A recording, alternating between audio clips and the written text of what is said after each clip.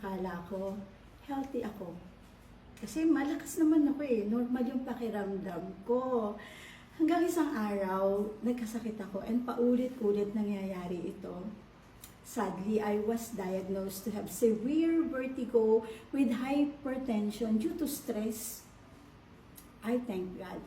Nakilala ko ang amazing Pure Organic Barley. Now, I am vertigo-free. I can truly say, a barley a day keeps the doctor away. Amazing barley changed my life completely. Hindi lang pala ito pangkalusugan. Pwede din pala itong pangkabuhayan.